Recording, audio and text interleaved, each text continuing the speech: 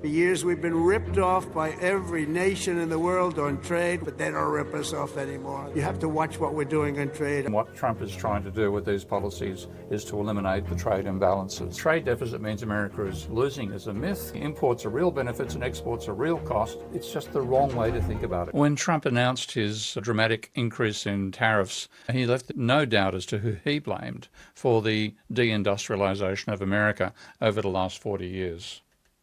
For decades, our country has been looted, pillaged, raped, and plundered by nations near and far, both friend and foe alike. American steel workers, auto workers, farmers, and skilled craftsmen. We have a lot of them here with us today. They really suffered. He's getting all sorts of pushback from his policies, of course. But part of the pushback is the argument that you can find across the political spectrum in America. And this is Larry Summers making that point.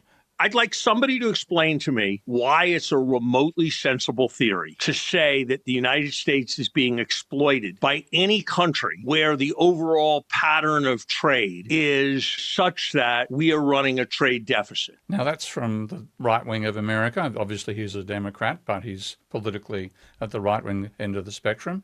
You can get the same argument, though, being made by people who would be generally regarded as being on the left. So this is from Stephanie Kelton's The Deficit Myth, a book that I in general have a lot of time for, I might add. The same argument is made here. The trade deficit means America is losing is a myth.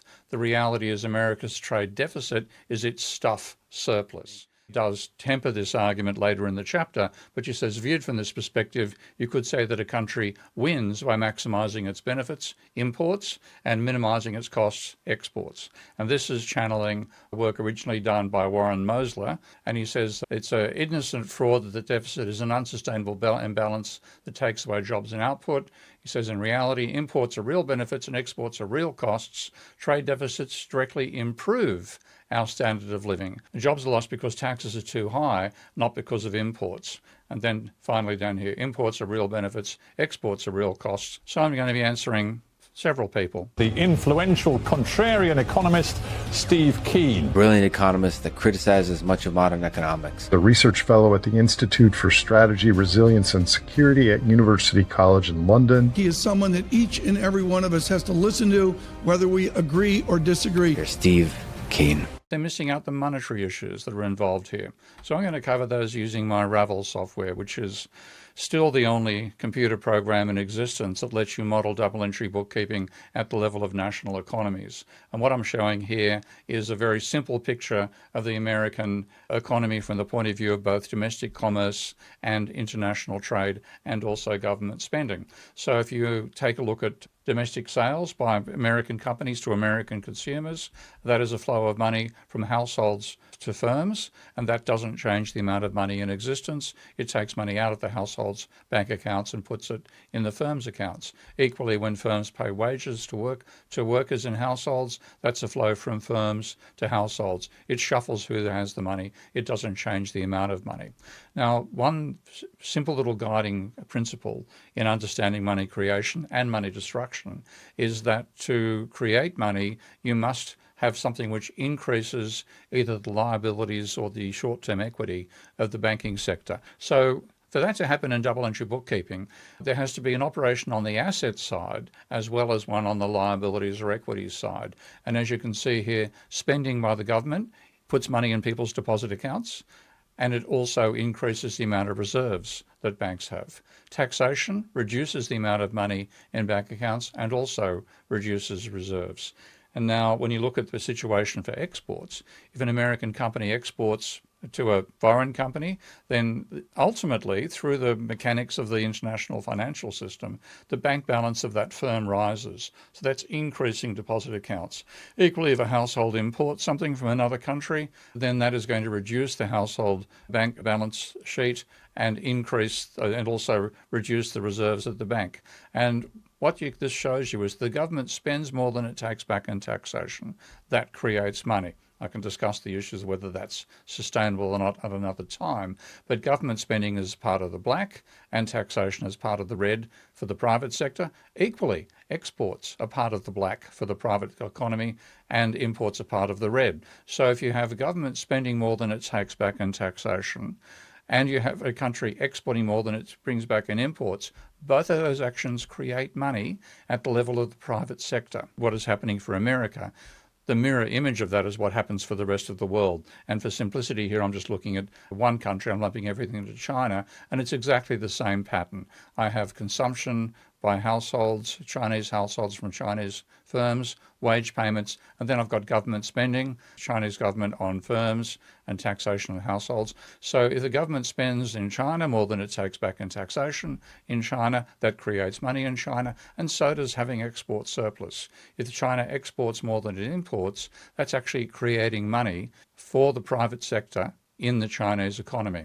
Whereas on the other hand, as we know, America is normally running a trade deficit, that is destroying money for the private sector. And now I want to see what's the impact of these both economies starting at the same point, because as Steve Moran has made a point on a number of occasions, conventional economic theory says that our exchange rate changes will get rid of all the imbalances, but floating exchange rates since 1971, we've had countries like the Netherlands, where I am right now, are running surpluses of up to 8% of GDP across that time period. So the surpluses and the deficits haven't gone away. They're a permanent feature of the global economy at the moment, and what Trump is trying to do with these policies is to eliminate the trade imbalances. But he's getting pushback and people saying, hey, we benefit out of the trade balances, don't get rid of them. So let's just take a look at the numbers here in a strictly monetary model and see what actually happens. So for an extremely simple model, I simply have the money supply in each economy being the sum of the firms and households. I'm leaving the banks out of it again. So you add up the amount of money in those accounts, it turns over twice per year, that gives you GDP, and a fraction of it goes to workers as wages. And then I've got them spending based on the amount of money in their accounts. And then the important point for government spending is this one here. If the government spends more than it takes back in taxation, then that creates a deficit. That deficit actually creates money. That's the point the first table makes. And I've got the government running a 3% of GDP deficit here in both countries. I'm doing the same thing for China as well. But the important point is the import point. And what I have is the American economy exporting 10% of GDP and importing 11%, which gives it a trade deficit, a negative trade surplus in that case. So if America's running a trade deficit, then China's running a trade surplus. And then we look at what this actually does in terms of economic growth rates. The American government spending 3% of GDP more than it takes back in taxation, the same for the Chinese, and the money then that's being created then turning over. And what you get is a constant rate of growth. They're both growing at the same rate. Now, what happens if America imports 1% of GDP more than it exports, which of course on the obverse means China is exporting 1% of GDP more? Let's make it really bad news and make the trade deficit the same as the government's deficit. Simple illustration here is I initially have both countries running a 3% of GDP deficit, which is of the scale of the deficits they're currently running, and having balanced trade as well. And what that means is the government money creation is occurring here and nothing is happening from the international point of view. And you run the model with both countries starting at a value of 100 in their GDP, they both rise. They're both creating equivalent to 3% of GDP additional money every year. But what happens if America runs a trade deficit? So it imports 1% of GDP more than it exports. What's causing this? Okay, America is now growing more slowly than China. In fact, if I bump that up and say that its trade deficit is equal to its government deficit, then you get the economy flatlining. No growth in America, but lots of growth in China. And in fact, each time the trade deficit increased for the American economy, that boosted growth in China. Yes, you get the goods, but you also reduce your rate of monetary growth. You reduce the amount of money available for ordinary commerce. You reduce the amount of money for entrepreneurs. And looking at particularly from the point of view of a country like China, which is focused on building up its manufacturing sector, Elon Musk rubbishing the cars of BYD about 11 years ago. Fast forward to today, they have transformed a primitive car manufacturing company, which which Musk rubbished, saying, have you seen their cars, in a video about 12 years ago, to one which is now outcompeting Tesla. And part of the reason it's done that is they get additional revenue from the export sales over and above what they get from domestic sales. My little abstraction here of saying the government just spends on firms, of course it spends on firms and households. If you have a government spending equivalent to a trade deficit that comes out of the purchases of imported cars from a company overseas, that money's spread over the entire economy. But the company that is producing those cars, let's take BYD as an example in China, gets a massive boost. It'll grow more rapidly. And that enables companies like BYD in China, ASML in the Netherlands, which is the world's only producer of highly sophisticated chip manufacturing technology. They maintain the lead, and they maintain the lead partly out of reinvesting the extra revenue they're making out of exports that wouldn't be there if the country wasn't running a trade surplus. One is to take a look at what's called the Atlas of Economic Complexity.